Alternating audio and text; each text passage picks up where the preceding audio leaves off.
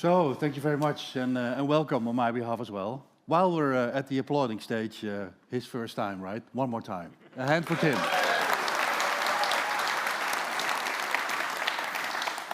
So, great to see so many of you again here in Pakhuis de Zwijger. And it's always nice to see so many familiar faces, but also a couple of new faces. So, welcome. And the task of me to talk about where we are and where we're hopefully going with AMS-IX. We have a great program, and I'm really excited to see some of the speakers we have later today. So I think you're in for a good day.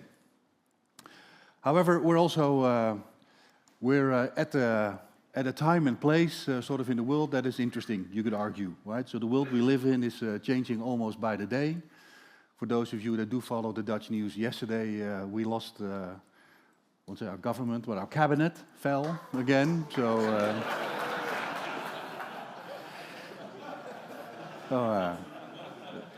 apparently that's a good thing.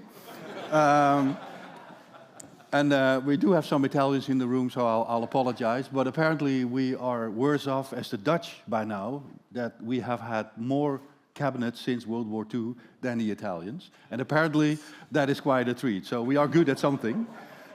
Getting rid of cabinets. No, but seriously, right, it's happening in a world that is actually in transition, is in transformation, you could argue, right? We, of course, see everything all the time, every time about what's happening in the US, but also in other parts in the world. And it's also affecting us. So when we look at what we do collectively, cloud and all these things, and connectivity and internet and what have you, there's a lot of discussion about things like sovereignty and where's my data and all these things. So it matters, right? So whatever happens in the world also affects us and potentially vice versa. So, you know, when we then look at what's happening in the world we live in, there's a lot of this, right? There's a lot of, oh my God, the sky is falling, and there's a lot of worrisome negative news. And we need to deal with that. We need to figure out what does that mean for us as AMS-IX, what does it mean for us as an industry, and how do we deal with that, and what are the services that we could offer to address these things, even though it may be changing by the minute sometimes. Then again, it's also a matter of perspective, right? And we have this a lot internally, because we have also a lot of international people working for us, so there's different backgrounds and ways of looking at things and different perspectives on all the things we do.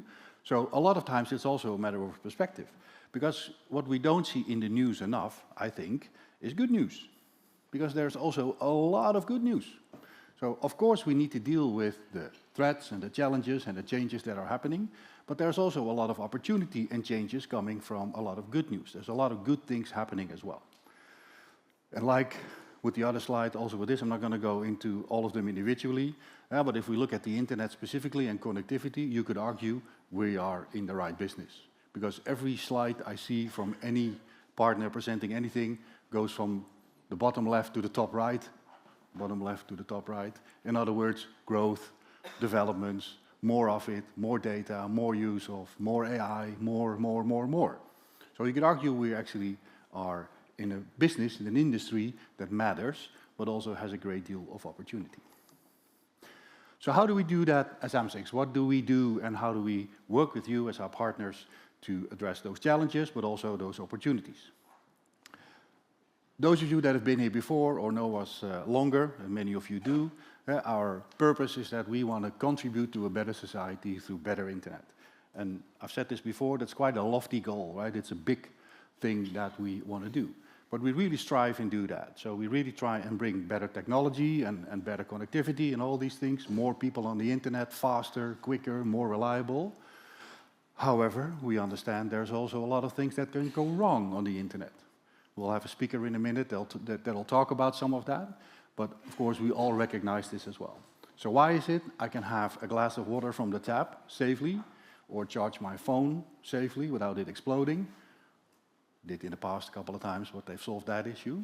But if I go onto the internet, I'm free game. I'm hacked, I'm cracked, I'm phished, I'm attacked, I'm, whatever. I need to be careful what link I click. So as an industry, I think there is stuff we can do to actually also improve the services we deliver and protect the weak is maybe not the right way to say it, but at least give a better service to our customers, and they don't have to do everything themselves in terms of being safe when you go online. Now, we're doing this quite successfully, even though if I'm saying it myself. So last year we had 3 traffic peaks in 1 year, and that's been a while.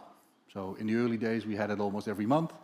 Then it sort of evened out a little bit, but last year we had 3 traffic peaks, and that's one of the ways we measure our success, right? How many traffic traverses our platform, and the latest peak was 14 terabits per second. And for some of you that says a lot, for others not, so we've sort of put in, some numbers around that as well. So 14 terabit per second means 500,000 4K videos streaming at the same time. 7.5 million looking at 7.5 million people looking at TikTok, or 70 million people playing Minecraft at the same time. So again, if you think of these numbers, and many of you have similar numbers traversing your network, or maybe more, right? It matters, because it may be Minecraft, but if you're touching 70 million people potentially, right, using that service, it matters. So it also matters what we do and how we do it within this industry. So a little bit on the other side of that good internet or good society, and not so much the technology side, is some of the things that we are working on together with either the Dutch government or some of you, and sometimes also with governments across the world. Is first of all disruption, right? We have not had too many incidents yet in the North Sea, but all of you are aware of the incidents we had in the sea between Sweden and Finland. And Denmark, for example, but also around Africa. So we are seeing sea cable disruptions as a real threat and a real problem. We're also seeing that some governments are investing a lot in equipment to actually break those cables. We are investing in time services, and we'll talk about that later today as well, because we found that actually time services are not organized that well in the Netherlands, and maybe in other parts of the world as well. And you could argue, well, you know, I've got NTP, why do you guys get concerned about time? Well, if you realize that everything we do is becoming more and more digital, and sort of the lifeline or the heartbeat of anything we do that is digital is a clock cycle, then you start to realize actually there's a timing associated with doing that. And if we then start to think about all the transactions that flow across your network, again, there may be millions of transactions per second that are traversing your network, and if the time is off on any of those, then you get into trouble. Last year there was a big outage in the Dutch network for the government, and part of that was because time services got out of sync, and that caused a lot of issues. Similarly, if we think of the mobile phone networks, right, all of that has become IP. So it's all becoming digitalized, so it all has to do with time. If again, times go out of sync on networks like that, we can't make phone calls anymore, for example. So when you start to realize how important it is, we felt we need to figure out how to offer a better service to the market again. And that is also in conjunction with the fact that we're seeing a lot of GPS signals being jammed. So many of you use time signals, but actually coming from satellites, so that may be an issue. When we think of internet governance, there's a lot of discussions we're involved with in Europe, but also when we go abroad, we typically also end up talking to regulators in countries and explaining to them how this internet thing works and why it's so successful, and how they can use that positively within their area as well. And we do take a stance. We do take a stance on it needs to be open, neutral. Everybody should be there, right? No blockages, no filtering, things like that. And those are sometimes difficult discussions, but still we choose to do that because we want to contribute to that better society. And again, we're doing that often in conjunction with governments in general, specifically the Dutch government. Again, we have the National Cyber Ambassador in the room here. If you want to talk to him, try and find him, Ernst. But he can talk to you about how the Netherlands is actually positioning themselves towards other countries in the world and defending the internet. And of course, all kinds of things we're doing around the dark side of the internet as well. We'll talk about that more. Then specifically for the internet, there's a lot of things we do that are related to a bit more the technology side of things. So first of all, there's the governance, and we're involved in any of those acronyms that you see on the screen. But we're also trying to work on open standards. So there is this thing called the IX API, where we're trying to have a standard a standard API basically, so you can connect to any IX in the world just using that one API. But also involved in things like manners and all kinds of BGP type developments. Stavros, one of our engineers, is really involved in that, and many of you know him, have seen his presentations. We're working with the Scion community to try and figure out new protocols that are more secure and safe, scalable to the future. So again, there's a lot of things we're doing and contributing to also work on the technical side. So when you work with AMS-IX, right, it's not just about having a fast and cheap connection to the internet. There's a lot of things we bring additionally, we do, to really try and help make the internet a better place, and therefore also help society. Now we do that also through scenario planning. So we've done that last year as a big exercise. If you were here, some of you were even involved in the workshop we did around that. But we continually keep on looking at these scenarios, and we have a number of parameters or probes, you could call them, that we are following to see if these scenarios are developing. And the ones on the screen are the grinding halt one is about, and this is sort of trying to look 10 years ahead, where there is a scenario that technology developments are slowing down a little bit. In the Netherlands, we have a company called ASML. They are the global market leader on making the machines that actually make the chips, right? And they reckon they need another 4 years or so before they can bring the new generation of machines to market. And if you know they are the absolute market leader in building those machines, you also know it's going to take another 4 to 5 years before the new generation chips are going to come to market. Raw materials. Do we have access to raw materials to actually make the chips? So this scenario is about, well, maybe there is a technology slowdown. Then, of course, DeepSeek came, and there's different ways to actually tune your AI and improve performance. So we're not so much seeing that happening.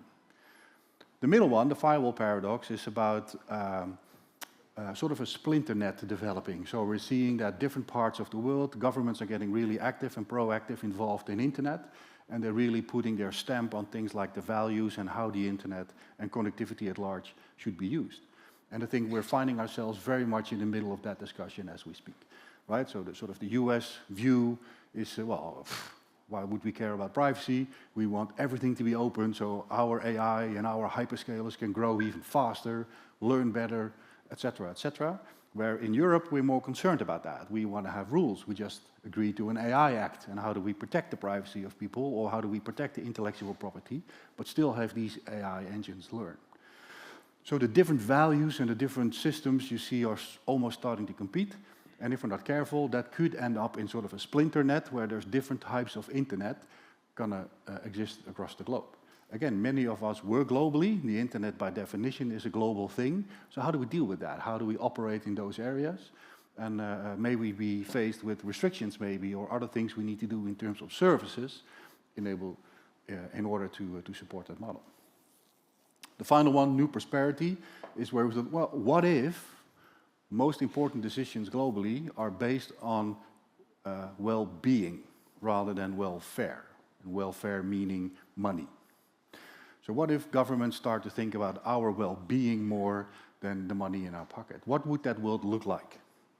And the funny thing is, when we look at that through sort of a Western lens, we felt, probably not going to happen any day soon.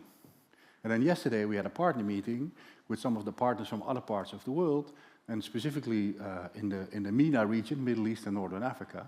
Actually, the partners came back and said, you know what, that's what our government is doing. So in the way we develop our country, actually the government is really thinking about the well-being of our people. So they're investing a lot in healthcare, they're investing a lot in services where, you know, in the old days it took 6 months to get a new passport, now it's 24 hours. So there's a lot of things we're trying to do to actually serve our community better. So they are much more on that trajectory than maybe we are in Europe. So that's why we have these discussions of trying to follow what's happening in the world. And you'll hear me say this a lot. If you want to be involved in that, or if you want to know what's happening within those scenarios and learn from us, do workshops with your own team, let us know, because we can really help you with this and also, you know, help build your own scenarios for the future. The way we do that, these are these things we're following, right? And these are the elements that we're tracking and trying to figure out what's happening on those specific items. And then if we see them materialize, or if we see them sort of go closer to the bottom of the screen, that's when we think, okay, it's now really happening. Let's develop a strategy to then execute on this development, and how do we then build a service out of that for you, our customers and our partners. Now, that finally then leads to our long-term ambition. And for the longest time, more than 30 years, last year we had our 30th anniversary, we have been building internet connectivity, and I think we've done that pretty well, and we continue doing that. However, in the changing world, we believe the kind of organization we are, we really also need to start to think about trust.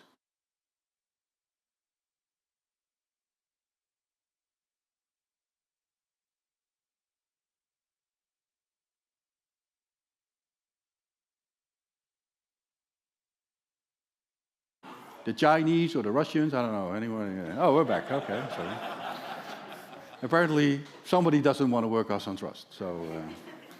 No, but seriously, so trust is sort of the terminology or the word we chose to think about our future strategy. And trust is an important one in the sense that, if you think of the internet, and if I ask my parents how they use the internet, they're just scared, right? They're even scared to click on a link or sometimes even open an email because they just don't know what's happening anymore and what they can trust. So what we will develop over time is more services around that theme. Some of that has to do with security, and we'll talk about that in a minute in the panel as well. But some of it is also about, we are part of vital infrastructure in the Netherlands. What does that mean, right? So the Dutch government is making sure that we are prepared for eventualities, but also have our operational stuff in order to deal with that. And we've sort of flipped the table and said, well, okay, great. If we're vital, what can we do for you, as the Dutch government, to offer services that also help the Dutch government going in case of a crisis? And that knowledge and that service will, if possible, also offer to you and see how we can work with you, with your customers and or your governments there. Today we'll also talk a lot about what we do with other IXs and how we cooperate with them, because we believe this is not, like the internet, it's not a Dutch thing, it's an international thing, and we need to work together to offer these services to all of you globally. We are also involved with the Department of Defense. Again, there's a lot happening there, and we're discussing whether or not we can help there and actually provide services to them that can help keep the Netherlands safe, but potentially also Europe and further on. And then the other thing we learned yesterday, so even when we talked about, for example, different systems of government across the globe, we found yesterday with our partners that all of us, of all of them, are concerned about this sovereignty discussion. Where is my data? How do I know it's mine? How do I know it's not going anywhere I don't want it? How do I protect the privacy or the value of that data? So that's sort of a common theme globally. So you'll find we'll be offering more services around that as well in the time to come. Now, we cannot do that alone. So we're doing that with many of you, and I want to call out a couple of the partners that you may have seen in the news that we've worked with together to do this, basically. So these are the resellers that actually we nominated as Reseller of the Month or Reseller of the Year. So I'm not sure if anybody on the... Best reseller of the year. This is the best, sorry, this is the best reseller of the year, you're right. Are they in the room? No. So, on behalf of Tatjana, right? And now I've lost, now I'm doing Tim's thing, I've lost the name of the reseller. Angola Cables, sorry. So, Angola Cables, sorry. Reseller of the year. Gold partner, Aurelian, another of our partners that we work with and have been very successful in serving our customers and building a business together. Again, I don't think they're in the room. So, that. And then finally, data center partner of the year as well was Equinix this year. So again, we can't do this alone. And the final team that I want to thank you, And I really like this applause thing, so again, we're going to try and give a huge hand, of course, for that. Because the final team I want to thank, because I cannot do this alone. Nobody of us can do this alone. So a big thank you for Team AMS-IX.